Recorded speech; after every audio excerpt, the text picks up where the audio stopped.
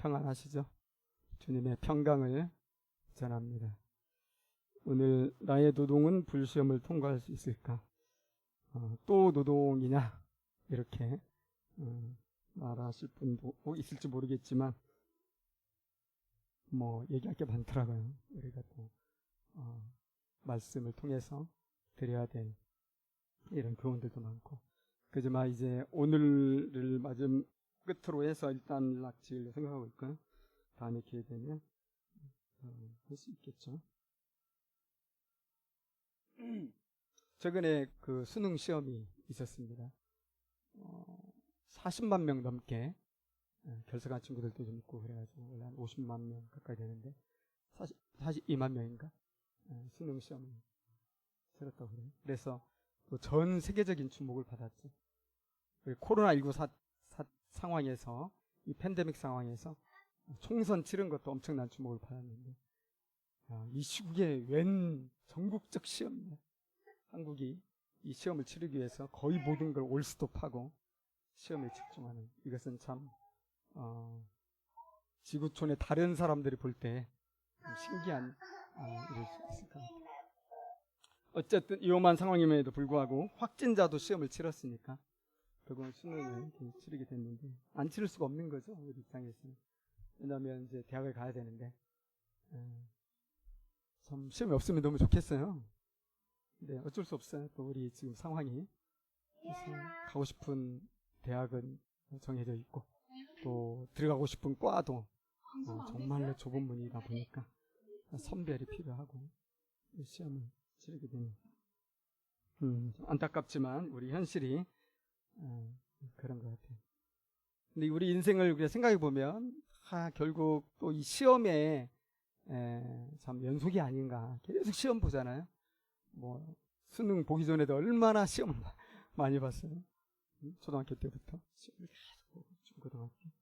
그리고 또 대학 들어가면 시험 안 봅니까? 또 얼마나 많은 시험, 또 자격증 플러스 자격증 시험.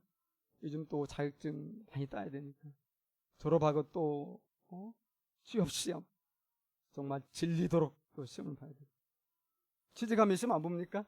취직하면 또 승진 시험이라는 게 또 있어가지고 계속 시험 보고 면접 보고 우리 면접도 우리의 시험으로 친다고 할 때 끝없는 시험이 연습이고 그러나 시험이 끝날 때가 있습니다. 할렐루야. 시험은 언젠가 끝납니다. 주님이 오시면 이제 이 세상은 정리가 되고 더 이상 이런 경쟁적인 시험은 사라집니다. 그러나 우리가 그 주님 앞에서 치러야 될 시험이 있어요. 최후의 시험이고요.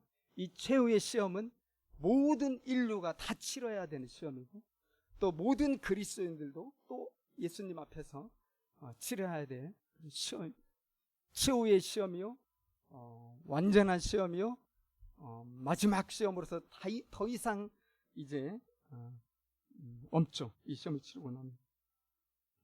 오늘 바울이 그 얘기를 하는데 그것을 불시험으로 표현했죠. 13절에 각 사람의 공적이 나타날 터인데 그날이 공적을 밝히리니 이는 불로 나타내고 그 불이 각 사람의 공적이 어떠한 것을 시험할 것입니다. 하나의 비유적인 표현이지만 불시험이 있다. 불 게이트, 파이어 게이트 통과해서 파이어 터널로 우리가 들어가게 될 텐데 불시험을 통과하고 나면 이제 분별이 되는, 어떤 사람과 어떤 사람으로 이 세상에서 어떤 삶을 살았는지가 너무나 명백하게 나타난다. 이 세상에서 우리 삶은 다 대동소이하고 다 비슷한 것 같고 큰 차이 없는 것 같지만 어디서 차이가 나죠? 마음에서 차이가 나요. 근데 마음은 우리가 드러낼 수가 없어요. 주님만이 아시죠. 우리 마음이 어떤지는 아무도 몰라요. 천길 물속은 알지만 한길 사람들은 아무도 몰라요. 그런데 이 마음이 내가 어떠했는지가 불시험을 통과하는 순간에 쫙 나타나. 우리는 그때서 저 사람은 저런 사람이었구나. 비로소 우리의 숨겨졌던 진면목, 가면 속에 감추어졌던 우리의 진실, 우리의 중심, 이것이 지붕 위에 외치는 소리처럼 이렇게 퍼지듯이 비디오 화면으로 나타나듯이 드러나게 되는데, 두 가지죠. 첫 번째로는 이 세상에 살면서 했던 모든 노동을, 모든 삶의 활동을 금과 은이나 보석의 재료로 한 사람은 그 불시험을 통과했을 때 아무런 해가 없어요. 불시험을 통과하고 나서 그는 하나님의 놀라운 상을 받는 거죠. 두 번째 나타나는 것은 이 나무나 풀이나 짚으로 이 삶의 재료를 이것으로 해서 자신의 업적을 쌓아온 사람, 열심히 삶의 노동을 해온 사람들은 그 불터널을 통과했을 때 아무것도 남는 게 없어요. 그리고 뭐라고 암직권 본문에서 부끄럽게 구원을 받는다. 마치 타다 남은 그을은 나무 막대기 같은 그런 구원이 되겠죠. 그러니까 모든 사람들은 자기가 일생을 살면서 해왔던 모든 업적, 썼던 책들, 성취했던 자격증, 학위, 또 인간관계, 인맥, 이런 걸 모든 걸 등에 지고 거기를 통과하는 거예요. 근데 어떤 사람은 불에 확 다 타버려. 마치 나무, 집, 풀이 타버렸어. 근데 어떤 사람들은 그게 그대로 남아있어. 이게 참 무서운 시험이네. 그죠?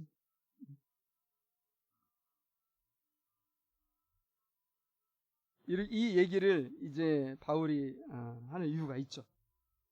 우리 10절부터 15절까지 봤지만 이게 1장부터 이어지는 이야기거든요. 사도 바울이 고린도 교회를 개척했잖아요. 고린도는 어떤 도시입니까? 고린도는 우상 숭배가 아주 가득한 도시고, 우상 숭배 도시에는 반드시 나타나는 대표적인 죄 중에 하나는 성적인 타락이고 음란의 죄잖아요. 이것이 가득한 도시가 고린도 도시. 고린도스럽다 하면은 아주 음란을 이야기해요. 그 악한 도시에 사도 바울이 하나님의 말씀을 증거하고 예수 그리스도의 복음을 증거했을 때 많은 사람들이 자기 우상 숭배를 회개하는 거야. 많은 사람들이 음란한 죄를 회개하는 거야. 그리고 그리스도의 그 거룩한 성품을 담고자 공동체를 이루고 하나님의 선교를 하는 이런 공동체를 이루고 있다는. 그런데 이제 바울이 고린도 교회 담임 목사가 아니잖아요. 고린도 교회 풀타임 장로가 아니잖아요. 떠난단 말이에요. 다른 곳 복음 전하러. 근데 고린도 교회에 대한 소식이 들리죠. 그 소식이 누구에게로부터 왔냐면 글로에라는 동역자로부터 소식이 왔어요. 바울 선생님, 지금 고린도 교회가 지금 엉망진창인 거 아세요? 바울이 놀래가지고 그게 무슨 말이야? 고린도 교회에 무슨 일이 있습니까? 그 1장 11절 12절 내 형제들아, 글로에의 지편으로 너희에 대한 말이 내게 들리니 곧 너희 가운데 분쟁이 있다는 것이라. 내가 이것을 말하거니와 너희가 각각 이르되 나는 바울에게, 나는 아볼로에게, 나는 게바에게, 나는 그리스도에게 속한 자라 한다는 것이니 그리스도께서 어찌 나뉘었느냐 한탄을 하고 있는. 글로에로부터 이 소식을 접하고 진상 파악했겠죠. 당연히 여러 소식을 통해서 지금 고린도 교회에 벌어지고 있는 일이 과연 사실이냐 팩트 체크도 했겠죠. 그리고 이제 명백한 어떤 증거를 이제 입수한 상황에서 이 고린도전서를 쓰는 거예요. 내가 글로에 지편으로 글로에로부터 너희들에 대한 소식을 들었는데 어떻게 이런 일이 있을 수가 있느냐. 그리스도는 한 몸인데 어찌 너희들은 이렇게 여러 사람들 중심에 팔을 만들어 가지고 이 당파 싸움 하듯이 그렇게 분쟁을 하고 있느냐. 누가 더 높다, 누가 더 낫다, 누가 더 훌륭하다, 누구는 잘못됐다, 누구는 옳다 이러면서 이 고린도 교회 공동체 안에, 그리스도의 몸된 공동체 안에서 시기와 질투와 이 언쟁과 분쟁이 있는 소식을 들었을 때 바울이 너무 괴로웠던 거죠. 이거 보면은 14절에 보면 나는 그리스도와 가이오 외에는 너희 중 아무에게도 내가 세례를 베풀지 아니한 것을 감사하노니, 세례 안 베푼 걸 감사하고 있는 걸 볼 때 결국 이건 뭡니까?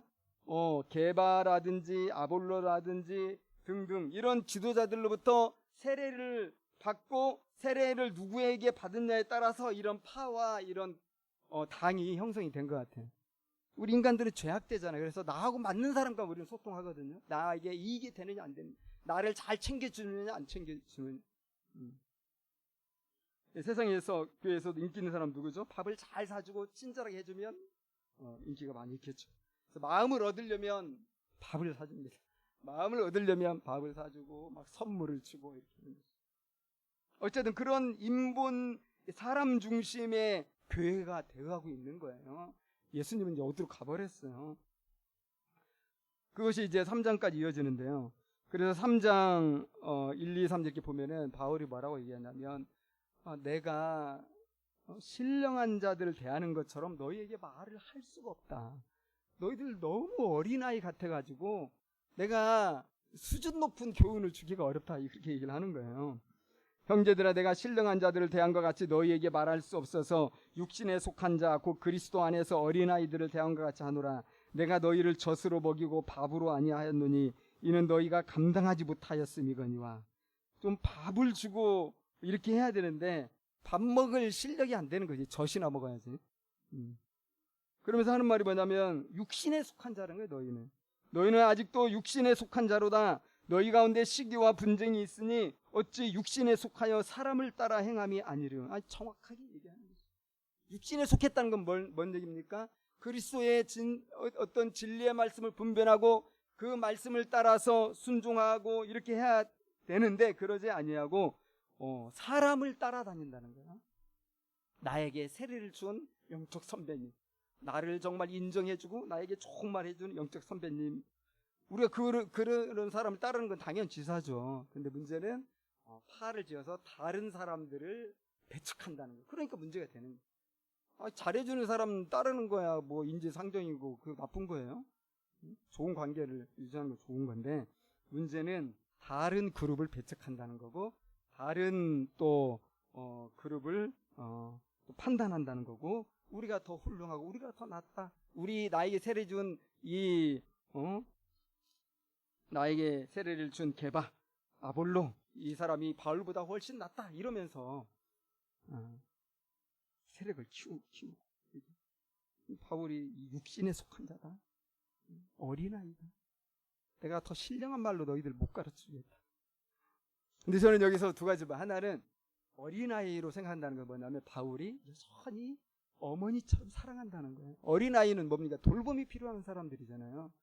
바울은 지금 굉장한 막 분노와 그 다음에 불타는 화염의 어떤 이 외침으로 말하는 게 아니고요. 사랑으로 얘기하는 거예요. 어린아이는 사랑이 필요한 사람들이에요. 그래서 깊은 배려와 너희들이 어떻게 이렇게 될 수밖에 없었는지에 대한 마음을 충분히 가슴에 담고 알아듣는 말로 이제 설명을 하는 거죠.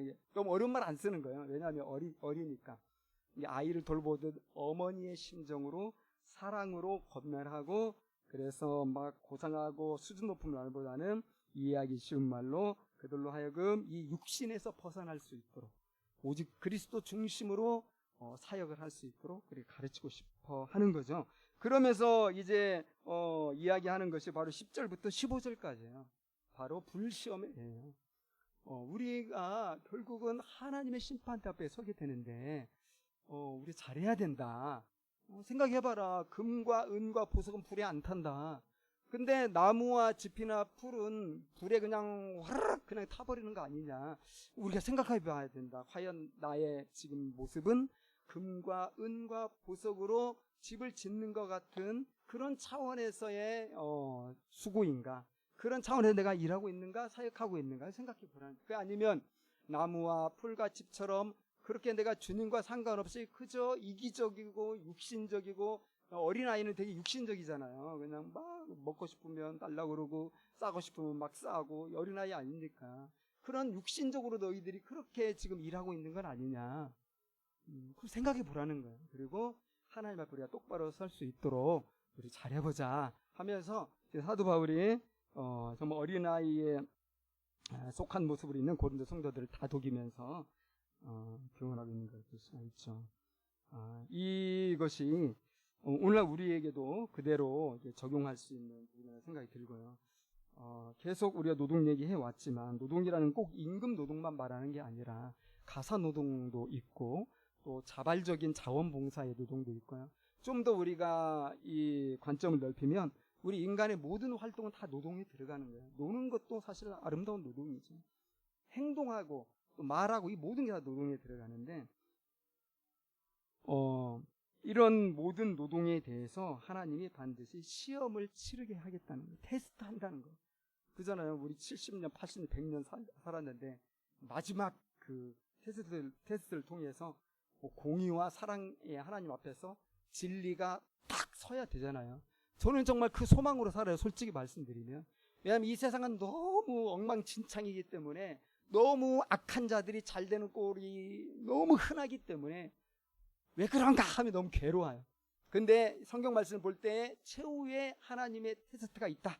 모든 것이 밝히 드러날 때가 한 번, 그러나 완전한 이 심판이 있다. 이거 생각하면 그렇게 위로가 되어서 불평하지 않고 악인들에 대해서 막 불평하고 막 욕하기보다 그날을 생각하면서 내가 할 일을 하는 데 집중하는 거죠. 사명을 감당하는 데 집중하는 거죠.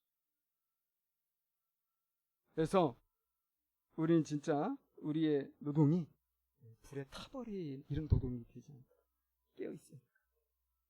여러분 정말 좀 생각하니까 너무 억울하게 느껴질 것 같아요. 내가 정말 중내산에 하면서 열심히 일생을 살고 정말 아이들을 돌보고 이 아내와 자녀들을 먹여 살리고 또 이 기업에 가서 충성하고 또 온갖 이 다양한 일들 속에 땀 흘리며 수고하고 노력을 고지하게 했는데 예수님이 마지막에 보고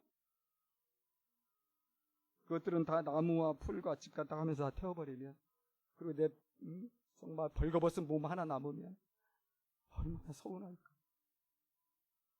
정말 목 놓아 울릴 것 같아. 우리가 그동안 살아왔던 삶에 대해서 너무 이렇게 허무해가지고 너무 고통스럽고 너무 괴로울 것 같습니다. 그래서 우리 믿잖아요. 그날이 올 거예요. 그래서 우리는 정말 우리의 노동이, 우리의 일과 우리의 수고가 금과 은과 보석으로 될 수 있도록 해야 되고요. 나무나 풀과 짚으로 되지 않도록 깨어 있어야 된다는 거죠. 저는 오늘 특별히 15절에 보면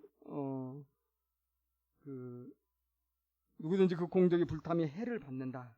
그리고 자신은 불 가운데서 불에 타다가 건짐받은 나무 토막처럼 그리고 구원받는다. 이 말씀을 생각하니까 창세기 19장이 생각이 나더라고요. 창세기 19장 누구 얘기입니까? 소돔과 고모라에서 롯이 구원받은 얘기잖아요. 정말 이 말씀 그대로야. 소돔과 고모라가 하나님으로부터 불심판을 받았잖아요. 근데 그 속에서 롯이 구원을 받았어요. 근데 그 구원은 롯이 그만한 믿음이 있어서 받지 않았잖아요. 그 유황불이라는 무서운 불심판을 내릴 때 하나님이 하신 말씀이 있어요. 왜냐면 하나님 생각하신 게 뭐냐면 아브라함의 중보기도가 생각났다 말씀하셨어요. 아브라함의 중보기도를 생각하시고 그 불심판의 그 와중에 롯을 구원했다 이렇게 말씀하시거든요. 네, 소돔과 고모라는 당시 아주 잘 나가는 도시였죠. 그때가 주전 한 2300년경인데 그 당시 이제 청동기 문화가 이루어진 그런 시대였고, 고고학에 의하면 그때 아주 잘 나가는 5개의 도시가 있었답니다. 밥에드라, 여기를 소돔으로 이렇게 생각하고 있고요. 누메이라, 고모라로 이렇게 보고 있고요.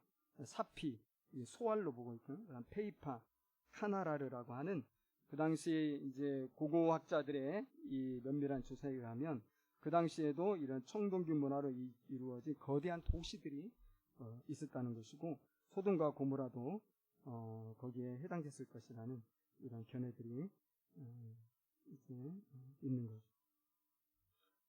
롯이 그 도시를 택할 때 보면은 에덴 동산과 같았다고 그랬잖아요.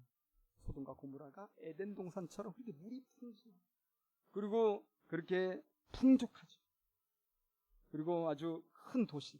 아브라함은 여기저기 정말 노마드가 되어서 나그네처럼 장막을 쳤다 걷었다 이렇게 살아가고 하나님께 순종하며 살아가는데, 롯은 이 도시의 화려함에 취하고, 야, 저 도시에 가면 내가 행복하겠다, 내가 원하는 거 다 할 수 있겠다 해가지고 거기 가서 그걸 선택하고 와서 살게 되었는데, 이 소돔과 고모라가 심판을 받았어요. 소돔과 고모라가 무슨 죄악으로 심판을 받았나? 이제 여러 가지 이야기 있겠지만은 가장 큰 죄악은 소돔과 고모라의 이 가난한 자를 돌보지 않는 그거죠. 사회적 정의를 실천하지 않는 거. 말하면 그 당시 고대 근동에서는 무슨 법이 있냐면 고아나 과부나 나그네로, 특별히 나그네로 이렇게 대변되는 이런 이들을 향한 무조건적인 환대. 그래서 잘 대접해 주는 게 그 당시의 법이었고, 그 당시 고대 근동 지방의 모든 족속들의 정말 반드시 해야만 하는 의무사항이었고, 그런 중요한 사회법이자 관습법이었죠. 그런데 이 소돔에 살았던 수많은 사람들이 이 롯의 집에 손님이 오니까 내놔라, 친절하게 해줘야 되는데. 그래서 다른 선지서에 보면은 소돔과 고모라의 죄를 그렇게 말하거든요. 일단 소돔과 고모라는 되게 어떠시 얘기했냐면 에스겔서 같은 데 보면은 음식물이 매우 풍족하고요, 그리고 그 도시 사람들은 되게 태평했다고 나와요. 요즘으로 말하면 완전히 정말 선진국이라 할 수 있겠죠. 먹을 게 넘쳐나, 태평성 사람들은 다 게으르고 그리고 교만하다고 나오고요. 이어지는 말은 또 그가 가난하고 궁핍한 자를 도와주지 아니하며 거만하여 가증한 일을 내 앞에서 행하였습니다.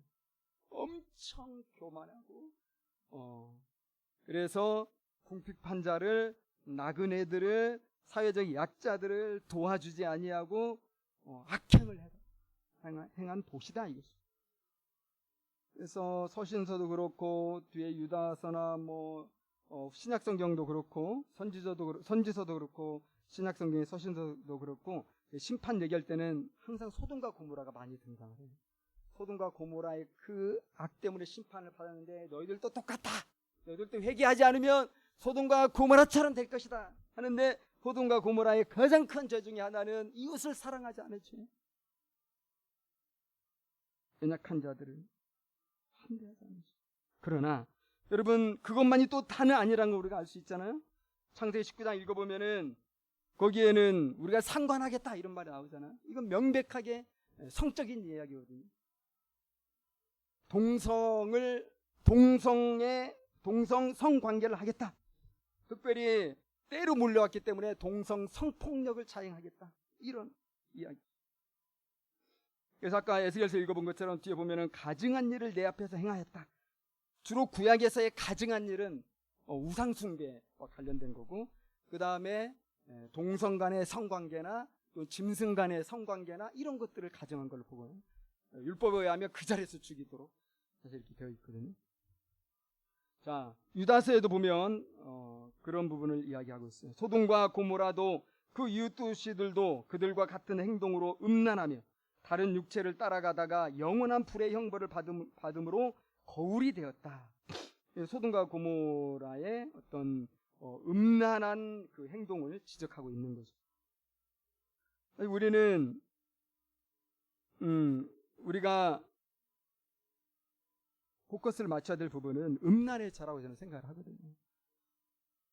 어떤 사람들은 창세기 19장 보면서 봐라, 소돔과 고모라는 동성애 때문에 망했다, 그러니까 동성애를 반대한다.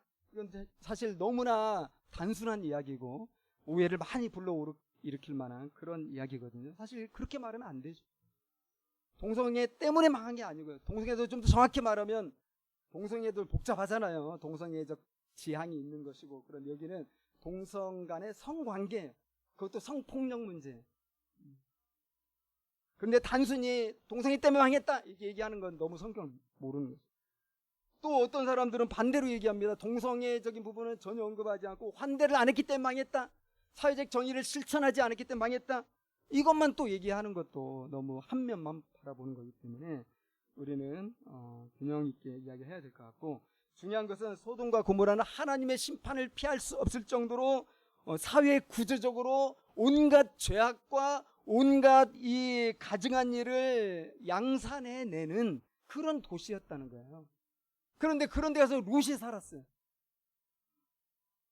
그러니까 롯은 그곳에서 범죄를 양산하고 죄악을 확장시켜 나가는데 이익을 감당했다고 볼 수 있는 거예요. 롯은 난 아닌데 이렇게 할 수도 있어요. 그런데 그렇게 했어요. 여기서 우리가 이제 기억할 말은 그 말이죠. 한나 아렌트의 악의 평범성이죠. 이 소돔과 고모라는 이 사회적 구조의 어떤 구조화기 시스템 가운데서 악을 재생산하는 그곳에 들어가서 살고 있어요. 근데 그곳에서 아무리 이 롯이 착한 일을 한다고 해도 그 구조적 제약에서 사실 피할 수는 없는 거잖아요. 그곳에서 먹고 살고 있고 그곳에서 행복을 누리고 있고 즐거움을 만끽하고 있기 때문에 피할 수 없는 거죠. 그래서 소돔과 고모라에서 롯이 무슨 선을 행가지고 구원받은 게 아니라 정말 아브라함의 충복이도록 구원받았어요. 불 가운데서 간신히 구원받았어요. 여러분, 이러한 그 이야기를 통해서 사도 바울이 우리에게 강조하는 그것을 우리가 놓치면 안 되는데, 그것은 종말론적 어떤 신앙이라는 거죠. 종말론적 비전을 가지고 우리가 노동을 해야 된다는 거죠. 우리의 노동과 종말에 이루어질 하나님의 심판과 반드시 이 연속선상에서 우리가 노동을 해야 되고, 그러한 우리의 노동이 금과 은이나 보석으로 될 수 있도록 그렇게 해야 된다는 거죠. 금과 은이나 보석으로 우리의 그 업적이라든지 우리의 노동이라든지 우리의 이 땅에서의 사명을 감당하고 일을 한다는 것은 여러분 무슨 말입니까? 지금까지 말했던 것 같습니다. 그것은 이 사회의 악을 재생산하는 사회의 구조학과 싸우는 것이고요. 또 이웃을 사랑하는 것이고요. 또 우리가 우리의 모든 일을 예배로서 하나님 앞에서 우리가 하는 것이고, 또 모든 사람들에 대해서 죽게 하듯 하면서 주님의 부르심 가운데서 우리가 이 노동을 감당하는, 이런 모든 노동은 다 금과 은과 보석으로 하는 노동이고요. 그런 노동들은 마지막 날 하나님 앞에 칭찬받게 되어 있고 결코 불에 타지 않기 때문에, 여러분, 우리가 평생 수고했던 것들을 이 땅에 이루어질 하나님 나라에서 우리가 그대로 가지고 있는 거예요. 이게 얼마나 대단한 겁니까? 이건 정말 멋진 일 아닙니까? 예를 들어서 영화 감독이 아주 위대한 작품을 만들어서 정말 사람들에게 큰 감동을 주고 사람들로 하여금 하나님을 생각나게 하고 자기의 죄를 돌아보게 하고 정말 굉장히 선하게 만드는 아름다운 영화를 만들었다. 자, 주님의 나라가 이 땅에 이루어질 때 그 영화는 불에 탈까요? 그대로 있을까요? 그대로 있지 않겠습니까? 이러한 말씀들에 의하면. 그래서 우리는 종말에 대한 바른 관점을 가져야 되는데, 그동안 한국교회는 어떤 종말론을 가지게 된다면 마지막 때가 오면 이 세상은 다 불에 타버릴 것이라는 이러한 그 믿음을 설파했죠. 특별히 베드로후서의 말씀에 보면은 하늘이 불에 타서 풀어지고 물질이 뜨거운 불에 녹아질 것이다, 이런 말씀들을 예를 들면서 이제 마지막 때가 오면 이 세상은 다 불에 타버릴 것이고 완전히 새로운 세상, 이제 우리가 천국에 가게 될 것이다.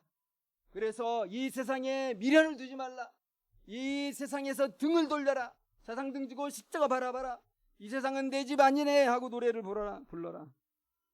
여러분, 7, 80년대 굉장히 유행했던 복음성가 중에 하나가 죄 많은 이 세상은 내 집 아니네, 그 노래거든요. 죄 많은 이 세상은 내 집 아니네, 이런 거. 그리고 내 집은 저 하늘에 있고 내 모든 보화는 저 하늘에 있다, 그런 거죠. 그래서 이 세상은 다 이 타락하고 결국 썩어져 버릴 것들이고 오직 영원한 건 교회다. 오직 여기서 주님을 섬기는 것이다. 오직 영혼을 구원하기 위해 복음을 전도하는 것이다. 그래서 한국교회가 사실 성장했어요. 계속 전도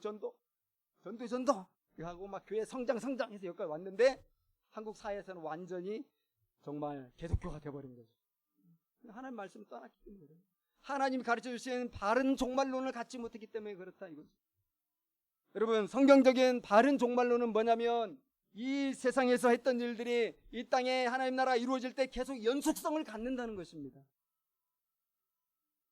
그래서 우리는 존재론적 이원론에 우리가 빠지면 안 돼요. 존재론적 이원론, 톰 나이트가 한 말인데, 이건 이 세상은 다 악하고 오직 천국만이 선하다. 이런 이원론이죠. 교회 일은 거룩한 일이고 세상에서 하는 노동은 어쩔 수 없이 불가피해서 내가 먹고 살기 하고 교회에다 헌금하기 위해서 하는 일이다. 이게 아니라는 거예요. 근데 이 존재론적 이원론은 그렇게 가르쳐요. 이원론을 가르쳐가지고 우리로 하여금 이 세상을 점점 멀리하게 만들어요. 복잡한 세상을 떠나게 만들고요. 세상에서 그냥 돈만 버는데 관심 두게 만들고, 그러면서 종말론적 이원성을 가져야 된다 얘기하는데, 이건 무슨 말입니까? 종말론적 이원론, 아니 존재론적 이원론이 아니라 종말론적 이원성을 가지라는 건데, 이것은 현재의 시대와 앞으로 올 시대에 대한 이 종말론적 이해를 가져야 된다는 거예요. 이게 하나님 나라잖아요. 현재 하나님 나라가 예수와 함께 임함으로써 종말의 시대가 시작이 된 거예요. 그러나 아직 이 끝이 아니고 예수님이 오심으로써 영원한 하나님 나라가 완전히 이 땅에 이루어지고 이 땅에 새하늘 새 땅이 이제 펼쳐지게 되는 거예요.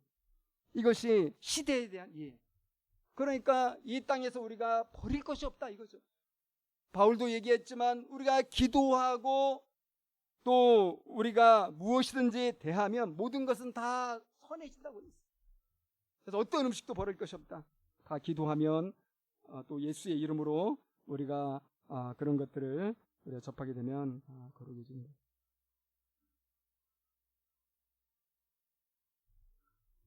유명한 신학자인 F.F. 브루스는 그래서 이렇게 얘기했습니다. 계시의 그날에 현재의 물질적 우주가 완전히 새로운 우주로 대체하기 위하여 소멸되는 것이 아니라 현재의 우주가 변화됨으로써 그것을 창조하신 하나님의 목적을 성취하게 된다. 이렇게 얘기했어요.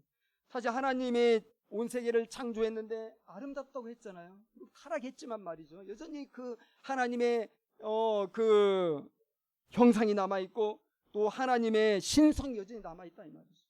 하나님은 자신의 작품을 완전히 그냥 다 불태우지 않는다 이거예요. 여전히 이 하나님의 신성이 남아있기 때문에 하나님은 하나님의 은혜 아래 있는 모든 이 땅의 정치와 예술과 또 문화와 이런 모든 것들, 과학 포함해서 연속성을 가지고 하나님은 허락하시고 이 땅에 새하늘 새 땅이 이루어질 때 그것들이 여전히 존재하게 된다는 거죠.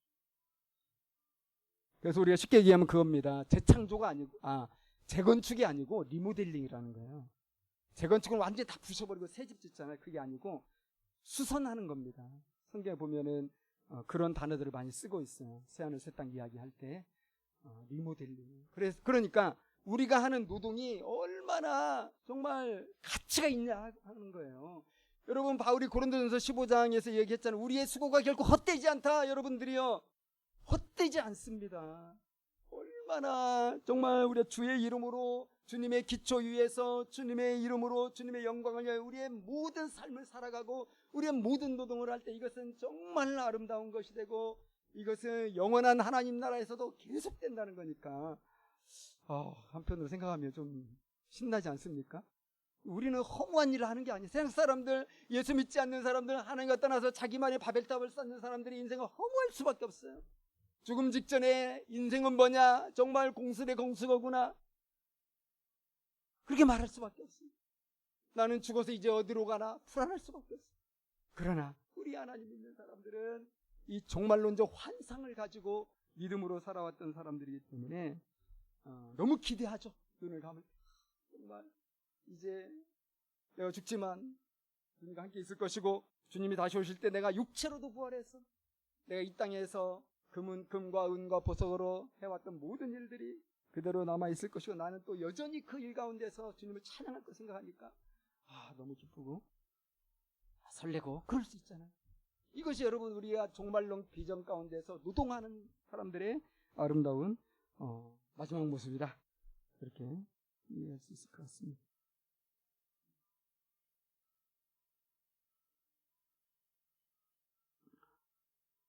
여러분 톨킨이 반지의 제왕 반지의 제왕이라는 작품을 썼잖아요. 이제 그 팀 켈러가 일과 성자라는 책에서 그 얘기를 소개해 주는데 그 얘기를 여러분과 잠깐 하려고 그러는데 톨킨이 이제 2차 세계대전 때 그 와중에서 그 책을 썼는데 너무 힘들었고 또 자기 이 작품을 완성할 수 있을까 너무 불안하고 왜냐하면 1차 대전 이미 경험한 상태에서 어떤 일이 어떻게 생기고 또 언제 이 전쟁에 피해가 될지 모르니까 그런 가운데서 그 한 번은 깊이 고민하다가 어느 길 가다가 어떤 나무를 보게 되면서 한 가지 그 작품이 이렇게 떠올랐어요. 그래가지고 어떤 작품을 하나 단편 작품을 쓰게 됐는데 이것이 본인에게도 큰 힘이 되어가지고 결국 반지의 제왕을 완성하게 되었다. 그런 얘기인데 그 작품의 이름은 니글의 이파리. 니글의 이파리. 니글은 뭐냐면 그냥 사소한 거, 그냥 뭐 쓸데없는 일을 뭐 이렇게 깨작깨작 하는 어떤 그런 느낌? 니글 뭐 하여튼 우리와 좀 뉘앙스는 다르긴 하지만 어쨌든 그거야. 그 니글이라는 화가예요. 그 화가가 이파리 하나 그린 건데 그 소설 이름이 뭐냐면 제목이 니글의 이파리죠. 이 니글은 정말 멋진 나무 하나 그리고 싶은 간절한 소원이 있었어요. 그래서 멋진 이파리를 가지고 또 사방으로 가지를 뻗은 아주 푸르고 창창한 세상을 다 뒤엎을 것 같은 아름다운 그 나무를 그리고 싶은 이런 그 간절한 소원이 있었고 늘 상상 속에서 그걸 그렸죠. 그리고 이제 드디어 그걸 시작하는 거. 그래서 뭐 사다리 타고 올라갈 만한 아주 큰 캔버스를 하나 세워놓고 거기다 그림을 그리기 시작하는 거예요. 이파리를 그리죠. 이파리를 그리기 시작하는 거예요. 그런데 이 진도가 안 나가는 거예요. 이제 나이도 늙고 이제 죽을 날도 머지 않았는데 이 완성한다는 게 너무 어려워진 거예요.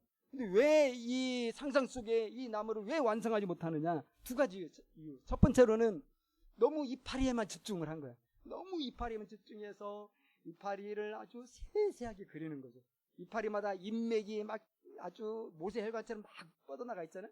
그 인맥까지 막 리얼하게 그리는 거고 또 이파리의 모든 그 모습들을 마치 현미경으로 보듯이 상상하면서 그리고 또 거기에 떨어진 이슬까지도 표현하려고 하고 또 햇빛이 비칠 때 막 반짝이는 이런 모습도 그리고 싶고 이파리에 집중하다 보니까 이게 진도가 잘 안 나가는 거예요. 지금 큰 나무 그려야 되는데 그 또 한 가지는 이 사람이 너무 마음이 정말 관대한 사람이고요.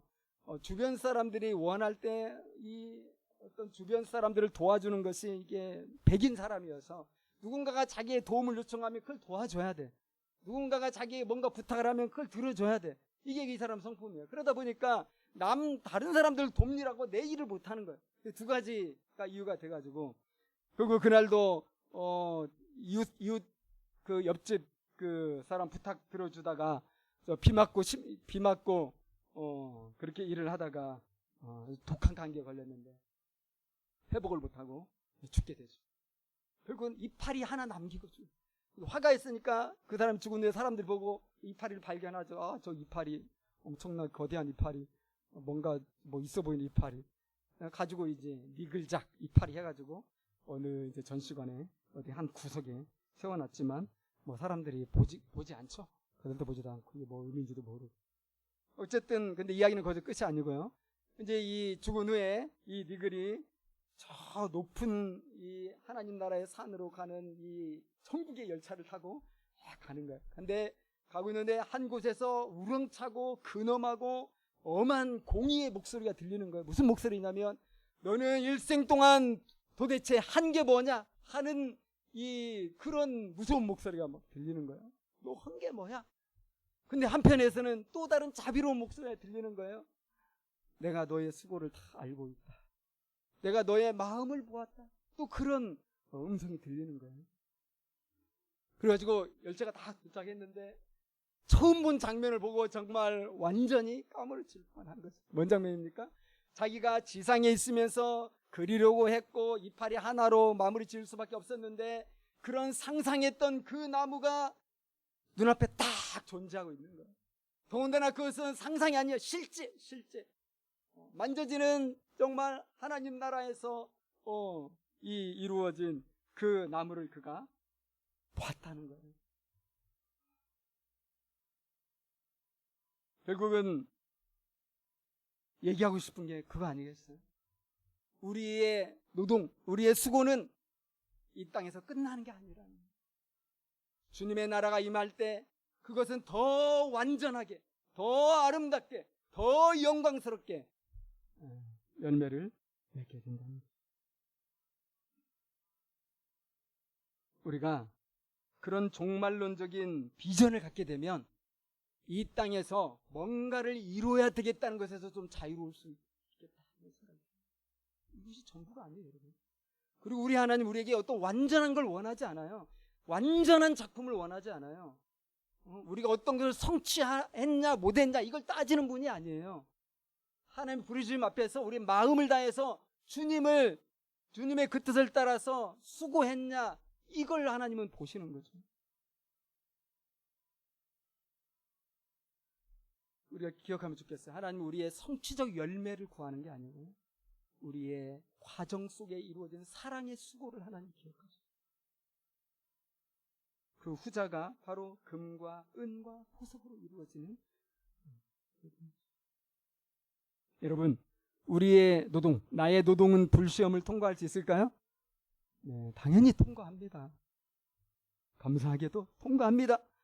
우리가 예수님을 떠나지 않고 예수님 안에서 거듭난 영혼이 되어서 거듭난 사람이 되어서 주 뜻대로 선한 일을 하고자 하나님의 행동과 하나님의 성품과 예수님의 행동을 드러내고자 그렇게 우리가 일생을 살아갈 때 여러분 우리는 모든 이 불시험을 통과할 수 있는 거예요.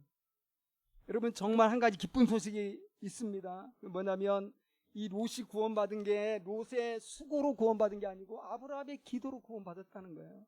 그런데 여러분 예수님이 어떤 분이에요? 예수님이 우리를 위해서 늘 기도하시는 분이라는 거예요. 우리가 구원받고 우리가 우리의 수고에 칭찬을 받고 상급을 받는 것은 다 예수님 덕분이에요. 내가 잘해서 우리가 하나님 나라에 들어가고 내가 정말 탁월한 업적을 남겨서 내가 상을 받는 게 아니라 예수님의 그 은혜로 그분의 우리를 향한 변호하심으로 우리가 하나님 앞에 당당히 나가게 되는 거라는 거죠. 디모데전서 2장 4절 5절에 하나님은 모든 사람이 구원을 받으며 진리를 아는 데 이르기를 원하시느니라. 하나님은 한 분이시요 또 하나님과 사람 사이의 중보자도 한 분이시니 곧 사람이요 그리스도 예수라. 하나님과 사람 사이의 중보자로서 예수님이 계십니다. 히브리서 7장 24절 25절에서는 제사장이라고 이야기합니다. 제사장으로서 영원한 제사장으로서 예수님이 하시는 일이 뭐냐? 그가 항상 살아계셔서 성도들을 위하여 간구하신다는 겁니다. 바울도 로마서 8장 4절에서 분명히 얘기하죠. 누가 정죄하리요 죽으실 뿐 아니라 다시 살아나신 이는 그리스도 예수시니 그는 하나님 우편에 계신 자요 우리를 위하여 간구하시는 자시.